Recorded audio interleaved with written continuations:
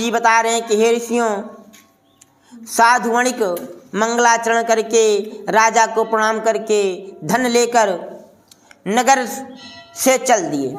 नगर से जब कुछ दूर आए तो भगवान के मन में जिज्ञासा हुई, क्यों ना इन दोनों वैश्य कुमारों की परीक्षा ली जाए।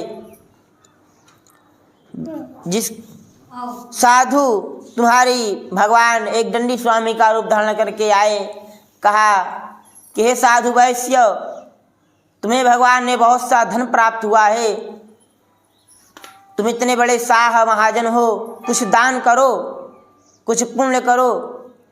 साधु वैश्य धन के दमन में चूर दंडी स्वामी से कहा कि हे दंडी स्वामी, क्या पूछते हो? मैं तो एक साधु वैश्य वणिक हूँ, मैं व्यापारी हूँ, मेरी नौका में तो लते पत्ते आदि मिर्च मसाले भरे हुए हैं। ऐसी निष्ठुर वचनवाणी सुनकर दंडी स्वामी ने कहा, तथास्तु, जैसा तुम कह रहे हो ऐसा ही हो, ऐसा ही हो। दंडी स्वामी ऐसा कहकर कुछ दूर जाकर एक सुंदर पीपल वृक्ष था, उस सुंदर छाया में जाकर विश्राम करने चले गए। एकांत में लीन हो गए दंडी स्वामी। दोनों वैश्य कुमारों ने नित्य क्रियाकर्म करके नौका को लेकर जब नौका की तरफ देखा, जो नौका धन के कारण जल में डूब कर चल रही थी, जल में बैठ कर चल रही थी, वह नौका जल के ऊपर आ गई है। यह देखकर साधु वणिक घबरा गया, आश्चर्यचकित में पड़ गया। जब नौका में जाकर देखा तो जहाँ हीरे जवाहरात थे, मूलिक माती सोना चांदी थे, वहाँ पर क्या भरे हुए हैं? तेल नून मिर्च मसाले भरे हुए हैं। यह देखकर वणिक साधु वैश्य वहीं पर मूर्छित होकर गिर पड़ा।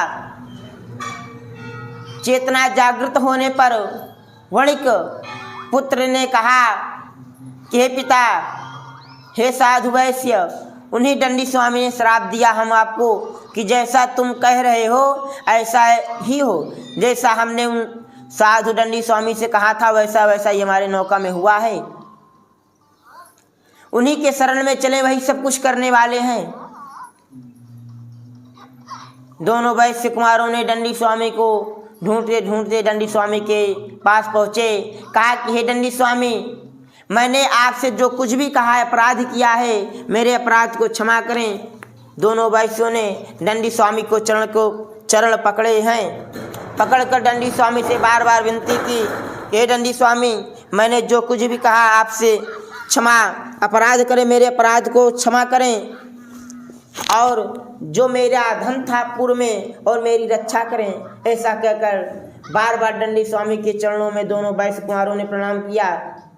दंडी स्वामी ने कहा कि हे विप्र, तुम भगवान की पूजा से बार बार मुख मोड़ते हो, तुम भगवान का पूजन नहीं करते, वंदन नहीं करते, इसीलिए तुम्हें बार बार दुख प्राप्त होता रहता है। तुम भगवान की शरण में जाओ, भगवान का पूजन करो, वहीं से तुम्हें सब कुछ प्राप्त होगा। ऐसा कहकर दंडी स्वामी अंतर्ध्यान हो गए। दोनों वैश्य कुमारों ने नदी के निकट आकर भगवान का व्रत एवं पूजन किया। भगवान की कृपा से दोनों वैश्य कुमारों का धन पुनः प्राप्त वापस हुआ। नौका के संचालन करने वालों को धन देकर आग्रह किया कि मेरा धन लेकर चलो। साधु वैश्य धन लेकर जब नगर के कुछ निकट आए तो साधु ने कहा अपने जमाता से, देखो वह मेरी रत्नपुष्पापुर नगरी दिखाई दे रही है। दूतों को आदेश दिया कि मेरे आने का समाचार भेजो। दूत लोग बनिए के घर जाकर, साधु के घर जाकर एक सुंदर वचन कहा कि आपके पति और जमाता बहुत सारे धन के साथ नगर के निकट आ गए हैं। यह सुनकर लीलावती ने कलावती से कहा कि हे पुत्री, उस समय दोनों माता पुत्री पूजन कर रहे थे इसी प्रकार भगवान का।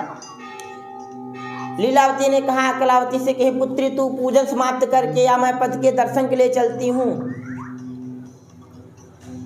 वणिक पत्नी लीलावती भगवान का पूजन छोड़कर पति के दर्शन के लिए चली गई।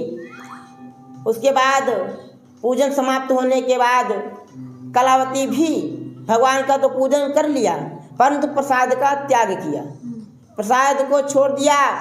जब लोगों ने कहा कि प्रसाद लेकर जाओ, तब लेना भी तो आ ही रहे हैं, प्रसाद लेकर जाओ। तो कलावती ने कहा आप सबको प्रसाद लेना है तो लो, नहीं तो अपने घर जाओ।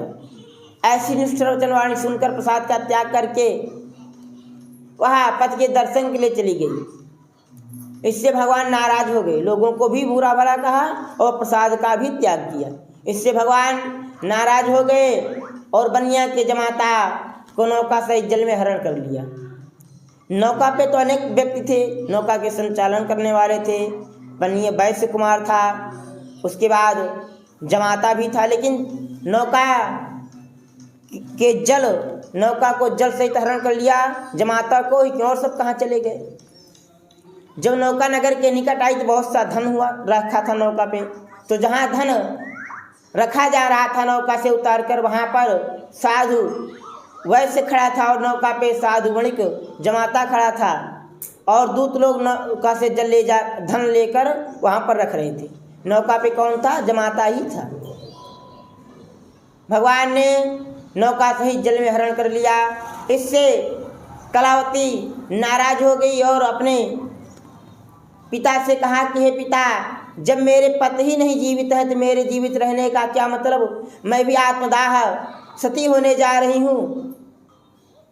बनिया घबरा गया, गांव के लोगों को बुलाया, भगवान से विनती की सभी लोगों ने कि मेरे जमाता नौका सहित मुझे वापस मिल जाए, मैं यहीं पर भक्ति भाव से धन के अनुसार आपका यहीं पर व्रत एवं पूजन करूंगा सभी लोगों के सामने। ऐसा भगवान से बार बार विनती की, प्रार्थना की। भगवान ने आकाशवाणी में कहा कि साधु वैश्य, तुम्हारी पुत्री प्रसाद का त्याग करके वहाँ पति के दर्शन के लिए आई है। यदि वह घर जाकर प्रसाद ग्रहण करके आवेगी तो निस्संदेह वह पति को प्राप्त होगी। आकाशवाणी में से वचन सुनकर वणिक की पुत्री पुनः घर गई। प्रसाद ग्रहण करके वह जब पुनः वापस आई तो पति को प्राप्त हुई। साधु वैश्य ने वही नदी के निकट धन संपत्ति के अनुसार भगवान का व्रत एवं पूजन किया। उसके बाद वह घर जाकर जब तक जीता रहा, अमावस्या, पूर्णिमा, अनेक पर्वों पर, अमावस्या, संक्रांति पर भगवान का व्रत एवं पूजन करता रहा। अंत में वह सत्यपुर वैकुंठ को चला गया। श्री स्कंद पुराण रेवाखंडे श्री सत्यनारायण व्रत कथायाम बोले सत्यनारायण भगवान के जय। नारायण नारायण बद्री नारायण नारायण नारायण सत्यनारायण नारायण नारायण लक्ष्मी नारायण नारायण भजमन नारायण नारायण नारायण लक्ष्मी नारायण नारायण नारायण। वन बिहारी लाल के जय हो, भगवान के